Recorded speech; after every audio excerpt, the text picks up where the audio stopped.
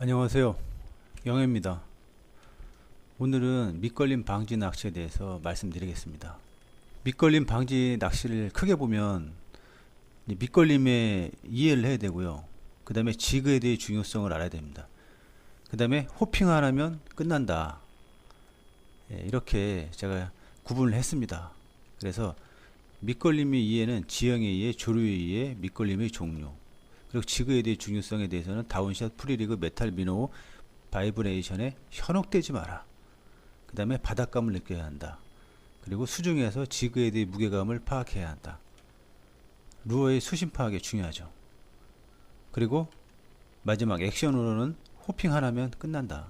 땅에 닿는 순간을 최소화시켜라. 밑걸림 심할 경우에. 그리고 최악에는 한 번의 호핑만으로도 족하다. 이렇게 제가 구분을 했습니다. 자, 그러면 먼저 밑걸림의 이해 중에서 지형의 이해에 대해서 말씀드리겠습니다. 자, 겉으로 보기엔 다 똑같아 보이죠. 예, 바다를 보면 참 멋지고 그 물 밑에 고기가 있어 보입니다. 하지만 그거는 착각이에요. 물 밑은 천차만별입니다. 예, 자각각이에요. 고기가 한 마리도 없을 수가 있어요. 대부분 초보들이 저지르는 실수죠. 파란 물만 있으면 뭔가 나올 것 같다는 그 희망으로 던지는데 나오는 거는 정말 멸치 한 마리도 없죠. 자신이 어디에서 낚시를 하고 있는지 반드시 알아내야 합니다. 힌트는 이제 간조시에 볼 수 있죠. 그리고 개방의 조류 수치도나 수심 정보도 참고해야 됩니다. 그래서 고기 생각만 하지 말고 내가 어디서 낚시하느냐, 그리고 그곳의 성격은 어떤가에 대해서 먼저 아셔야 됩니다. 자, 그래서 지형에 대해서 이해를 하셔야 돼요. 자, 보시면 크게 지금 첫 번째는 에이크 포인트죠. 수심도 아주 깊고 밑에 뭐 바위나 여등도 아주 잘 발달되어 있는 그런 지형입니다. 근데 이런 지형은 밑걸림도 없고 고기도 많습니다. 그래서 항상 이런 지형을 찾아야 돼요. 이런 지형으로 가서 낚시를 해야 됩니다. 되도록이면. 그리고 피크 포인트는 밑걸림도 중간이고 뭐 고기도 중간입니다. 여기서는 적당한 바닥 긁기가 필요하죠. 그리고 실크 포인트입니다. 뭐 연안 같은 경우가 많아요. 여기는 밑걸림도 많고 고기도 없어요. 특히나 굴껍질이 막 많은 곳은, 자, 그런 곳은 단순 리트리비로 뭐 광어 정도 노릴 수 있어요. 자, 이렇게 지형에 대해서 여러분들이 이해를 하셔야 돼요. 내가 낚시하는 곳의 지형이 어디에 속하는지 아셔야 됩니다. 그리고 거기에 맞춰서 여러분들이 지그 헤드를 운영해야 됩니다. 자, 그리고 밑걸림의 이해 중에서 조류에 대해서 이해를 해야 됩니다. 밑걸림하고 조류하고는 상관관계가 있어요. 자, 보십시오. 지금 이제 물박 상황입니다. 이거는 이제 물속이 아니에요. 지금 사람도 보이고 갯바위도 보이죠. 자, 이 사람 뒤에서 지금 이 사람을 본 겁니다. 자, 그럴 때 앞에 보면은 이렇게 여들이 이렇게 보여요. 근데 이 여들은 사실은 뭐 물이 빠졌을 때 이렇게 뭐 많이 보이고 또는 물이 많이 들어오면 뭐 감춰질 수도 있다고 생각을 하십시오. 간출려라고 생각하셔도 좋습니다. 그리고 조류가 나한테서 가까이에서 붙어가지고 저쪽으로 흘러갑니다. 저 앞쪽으로 흘러가요. 이런 상황입니다. 자, 이런 상황일 때 물밑은 어떨까? 자, 보시다시피 이 빨간 지점에 루어를 던졌어요. 자, 그랬을 때 가라앉았습니다. 자, 그러면은 이 조류가 지금 밀어내고 있어요. 그 루어를. 그러면 안 걸리죠. 밑걸림이 없습니다. 자, 오른쪽 보시면 수중 물밑 상황은 이렇습니다. 자, 보세요. 지금 조류들이 라인을 밀어내고 있어요. 물론 지그 헤들도 밀죠. 자, 그렇게 되면은 이렇게 지금 그 밑걸림이 심한 이런 바위가 있는데 그 라인을 밀잖아요. 바깥으로. 그러면은 여러분들이 줄을 당겨도 지그 헤드가 잘 안 걸려요. 예, 이렇게 당겨도 밀거든요, 조류가. 이렇게 이러면서 그냥 당겨도 이렇게 밑걸림 없이 여러분들이 예, 지그헤드를 회수를 할 수가 있습니다. 예. 그러니까 조류가 이런 상황 때는 밑걸림에 여러분들이 자유로워요. 자, 그렇지만 상황이 변합니다. 자, 반대로 이런 상황이 됐어요. 자, 이렇게 앞쪽에 여들이 잘 발단된 상황에서 저쪽 그 바깥에서부터 밀물이 이렇게 여러분 쪽으로 혹은 여러분 옆으로 이렇게 흘러갑니다. 예, 그러면은 또 어떤 상황이 벌어질까요? 자, 보십시오. 그러면은 여러분들이 여기다 던졌습니다. 그러면 이쪽으로 밀려요. 자, 물밑 상황을 보면은 자, 여러분들이 지그헤드를 이렇게 저쪽에서 이렇게 물속으로 딱 던졌을 때 예, 줄이 라인을 그 바위 쪽으로 밉니다. 예, 밑걸림 100%입니다. 이런 때는. 예, 그러면은 쑤셔 박혀요. 바위 쪽으로.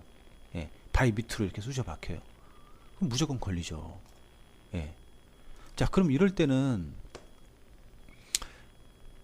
사실 조금 피해야죠. 예. 낚시 장소를 좀 바꿀 수도 있습니다. 예, 이런 경우에는. 예, 이런 경우에는 정말 쉽지가 않아요. 예, 정말 조류가 세고 또 그 바위 쪽으로 밀려들 때 그때 정말 던지면은 막 그냥 지그헤드가 쑤셔 박힙니다. 그래서 힘들죠. 이런 곳은 좀 피하는 게 좋습니다. 이런 시간대를 피하거나 아니면 지형을 피해야 되겠죠. 자, 그런데 자, 그 지점에서 큰 우럭들이 문다. 그런 상황도 실제로 있습니다. 자, 이럴 때는 여러분들이 루어를 자, 이 지점에다가 투척하시고 이렇게 흘러옵니다. 흘러와서 바위에 걸리기 전에 바로 회수를 해야 됩니다. 예. 그러니까 여러분들이 낚시를 할 수 있는 지점은 여기에요. 저 멀리 던지고 그 지그헤드가 슬슬슬 밀려오다가 여기에 걸리기 전쯤에 바로 뛰어서 회수를 해야 됩니다. 자, 이런 상황이 의외로 많아요. 예. 왜냐면 들물이 막 들어올 때 CR급 굵은 우럭들도 같이 들어오거든요. 자, 그럴 때 여러분들은 여기서 잡아야죠. 예. 그러려면 지그헤드도 좀 무겁게 해서 멀리 던지고 지그헤드가 밀려들기 전에 돌에 박히기 전에 우럭을 잡아서 끌어내야 됩니다. 예. 그래서 여러분들이 조류를 좀 이해를 하셔야 돼요. 조류가 밑걸림하고도 아주 크게 연관성이 있다. 그렇죠? 예, 여기에 대해서 여러분들이 이제 아셔야 됩니다. 그리고 밑걸림의 종류에는 어떤 것이 있을까? 자, 보십시오. 먼저 폐그물, 통발, 로프 같은 것들이 있습니다. 예, 이런 것들에 걸리면 무조건 피해야 돼요. 예, 이런 곳에서 뭐 여러분들이 뭐 밑걸림 극복? 말도 안 되는 소리예요. 예, 무조건 피해야 됩니다. 이런 곳은. 자, 그러면 이렇게 물 밑에서 걸린 게 뭐 폐통발인지 예, 그물인지 어떻게 아느냐? 당겨보면 알아요. 예, 슬슬슬 끌려오거나 뭔가 이렇게 텐션이 느껴지면서 당겨지면은 예, 이 셋 중에 하나입니다. 예, 이거는 아주 골치 아파요. 이렇게 걸렸을 때는 여러분들이 줄을 당기게 되면은 예, 그 지그헤드 끝에 줄이 끊기는 게 아니고 막 중간에가 막 터져요. 예, 그래서 이런 곳은 무조건 피해야 됩니다. 예, 이런 곳은 피하거나 중충으로 이렇게 릴링을 하면서 피해야죠. 예, 자, 그리고 굴껍질에 걸리는 포인트는 바닥을 긁지 마라. 예, 그러니까 자기가 멀리 던졌는데 멀리 던진 곳에 굴껍데기가 많다. 그곳은 저질 포인트입니다. 초보 여러분들. 이거는 포인트 오류예요. 이런 곳은 낚시하는 게 아닙니다. 뭐 그럴 수는 있어요. 발 밑에는 굴껍질이 있고 멀리에는 뭐 다소 없는 그런 곳에는 뭐 그런 곳도 별로 좋은 곳은 아니지만 뭐 그런 곳에는 광어를 잡을 수 있습니다. 근데 우럭도 별로 없죠. 뭐 가을에 가끔 있긴 하는데 이런 곳은 여러분들이 피하는 게 좋습니다. 예, 특히나 멀리 던진 곳에 굴껍데기가 있다. 굴껍질이 있다. 그러면 그건 정말 심하게 얘기하면 미친 짓이에요. 예, 하지 마세요. 그런 곳에서는. 자, 그리고 수초나 깊은 곳의 여밭. 예, 깊은 곳은 바위에 작은 해조류만 있습니다. 그래서 줄 두께를 조금 강하게 올리면은 그냥 쓸고 나옵니다. 이렇게 해서 밑걸림의 종류에 대해서 알아봤고요. 자, 그 다음엔 지그 헤드의 중요성에 대해서 말씀드리겠습니다. 자, 다운샷, 프리리그, 메탈, 미노, 바이브레이션에 현혹되면 안 됩니다. 초보 여러분. 이런 게 정말 뭐 멋져 보여요. 예? 여러분들이 뭐 FTV나 이런 거 보면 뭐 멋지게 하죠, 이런 걸로. 여러분들을 초보에서 벗어나지 못하게 하는 그 이유입니다. 예. 그러니까 이게 몸이 아픈 사람이, 예? 그 무슨 뭐 가짜 몸보신 약 같은 거 이런 데 속잖아요. 그런 거하고도 좀 비슷한 거예요. 초보 여러분들은 뭐라도 잡고 싶죠. 예. 그래서 요런데 잘 속습니다. 예. 그런데 여러분들, 이거는 어느 정도 기본이 된 사람들이 쓰는 거예요. 예. 초보 여러분들이 쓰는 게 아닙니다. 여러분들은 지그 헤드로 먼저 그 바닥감을 익히셔야 돼요. 예. 그리고 수중에서 지그 헤드의 무게감을 파악해야 됩니다. 그 이유는 내 루어가 어디쯤 있는가, 수중이 어디쯤 위치하는가에 대해서 여러분들이 알 수 있는 아주 중요한 요소예요. 자, 그래서 채비를 여러 가지 개념 없게 쓰는 거는, 예를 들면 목수가 자를 여러 가지 사용하는 것과 같습니다. 예를 들면 뭐 센시자를 썼다가 인치자를 썼다가, 생각해 보십시오. 그 크기에 대한 개념이 있겠습니까? 예, 말도 안 되는 거죠. 그래서 지그 헤드는 어떻게 보면 가장 기본적인 거고, 학교로 치면은 고교 과정과도 똑같습니다. 예, 이거를 어느 정도 졸업한 다음에, 예, 뭐 대학생이 됐을 때, 그러니까 여러분들은 이제 그때 이제 여러분들이 좀 다양하게 이렇게 쓰는 게, 뭐 적어도 제가 보는 관점에서는 그렇습니다. 단순한 거는 나쁜 게 아니에요. 예. 그리고 지그 헤드가 무게가 아주 다양하게 나와요. 그래서 지그 헤드만큼 좋은 게 없습니다. 저는 지금도 지그 헤드만 써요. 물론 아주 특별한 상황에서는 뭐 미노가 유리할 수도 있고, 뭐 여러 가지 뭐 다운샷이 유리할 수도 있고, 뭐 사실 그렇습니다. 저도 인정합니다. 하지만 그거는 아니에요. 그거는 어느 정도 지그 헤드에 대한 어떤 무게감, 바닥감, 이런 것을 여러분들이 어느 정도 터득했을 때 쓰는 게 맞다고 생각합니다. 예, 제 관점입니다. 예, 싫은 사람은 마음대로 하세요. 예, 그렇습니다. 자, 그리고 마지막으로 액션에 대해서 말씀드리겠습니다. 호핑 하나면 끝납니다. 예, 호핑이란 물 밑에서 깡총깡총 뛰는 액션을 말씀드리는 겁니다. 예, 보세요. 예를 들면, 예, 밑에 보면은 이렇게 바닥에 이렇게 밑걸림이 좀 심해요. 예, 그러면 여러분들이 지그 헤드를 이렇게 던지잖아요. 이렇게 쭉 던졌다 그러면 바닥을 찍고 여러분들이 대를 들든지 아니면 조금 감든지 해서 루어를 띄우는 겁니다. 그리고 다시 돌에 딱 닿으면, 닿자마자 또 대를 들어요. 그리고 또 다른 돌에 닿으면 그때 또 듭니다. 이렇게. 예, 또 닿으면 바로 들고. 아주 밑걸림이 심한 경우에는 이 닿는 순간 한 0.1초 만에 바로 들어버려야 돼요. 예, 가능합니다. 하다 보면 돼요, 이게. 그래서 닿자마자 바로 또 뛰고 이렇게 한 다음에 회수하는 겁니다. 그래서 그 사이에 있는 우럭들을 잡는 거예요. 예. 근데 여러분들이 만약에 던졌죠. 던지고 나서 탁 던졌는데 이건 뭐 바위 위에 가라앉았는지도 모르고, 그러면 여기서 지그 헤드가 자리를 잡아요. 예. 가라앉은 다음에 이렇게 약간 흔들리면서 자리를 잡아서 딱 자기가 걸릴만한데 이렇게 안착합니다. 그 다음엔 여러분들이 잡아당기면 이제 걸려서 못 빼내죠. 예. 그래서 여러분들이 이 호핑을 해주시면 됩니다. 자, 그리고 자, 밑걸림이 더 심해졌어요. 자, 그러면 어떻게 하느냐? 자, 그러면 호핑 간격을 더 멀게 하면 돼요. 자, 쭉 던지고 바닥에 닿는 느낌이 딱 들자마자 대를 쓱 들어줍니다. 살살 감아주거나. 자, 그 다음에 다시 대를 놔요. 그러면 툭 떨어지죠. 그 다음에 떨어지자마자 다시 대를 듭니다. 감아주죠. 자, 자, 쭉 감아줍니다. 호핑이 좀 길어진 거죠. 예. 아주 밑걸림이 아주 심할 경우 얘기하는 겁니다. 자, 이렇게 하고 다시 점프 뛰고, 자, 착지했다가 슬슬슬 감아주는 겁니다. 회수하는 거죠.